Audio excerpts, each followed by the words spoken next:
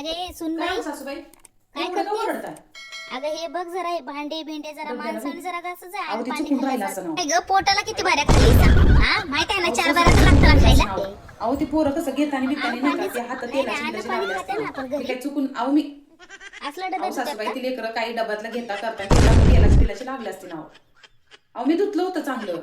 तुझ्या मायापानी हे शिकवलंय काय कामधंदे असेच करायला शिकवले का तुझ्या मायापानी सासूबाई तुम्ही मला जरा- काही बोला माझ्या आई वडिलांना अजिबात काय बोलत जाऊ नका बरं का हा. तुम्ही मला स्वतःला काही बोला मी तुमचं दिवसभर ऐकून नाही पण माझ्या आई वडिलांना जर बोलले ना तुम्ही तर मी मागं पुढं बघणार नाही बरं का मी सांगून ठेवलं तुम्हाला लगेच कसं झोमत खरं बोल की लगेच झोमत मग त्याच्यावर काम पण नीट करावं कोणाच्या घरातली. मायबाप कोणाला बी अभिमानच वाटतो मायबापाचा कोणाच्या मायबापाचा उतारा केला कोणाला बी वाटत मायापाला काय बोलू नको कामं बोलून बदलली होतं तर एवढं तुम्हाला लागतं की नाही? बोला.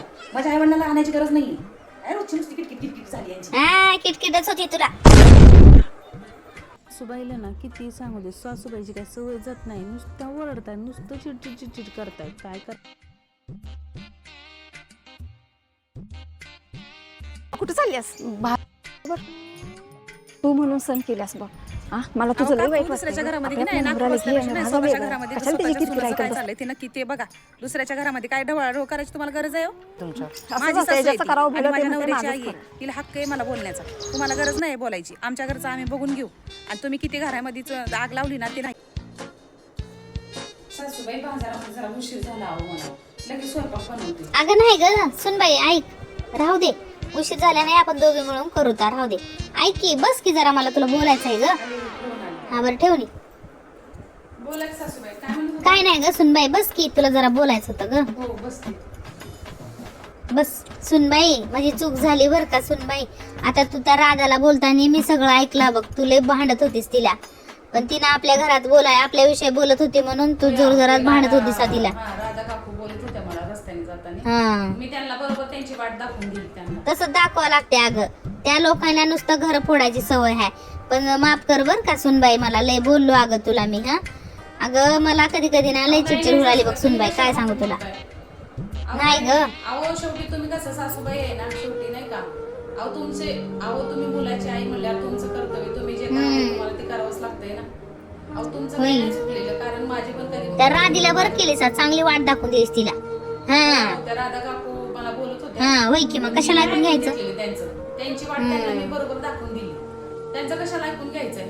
अशी लोक तर आपल्या घरामध्ये अशा लोकांनी तर घर फुटतात माहिती का.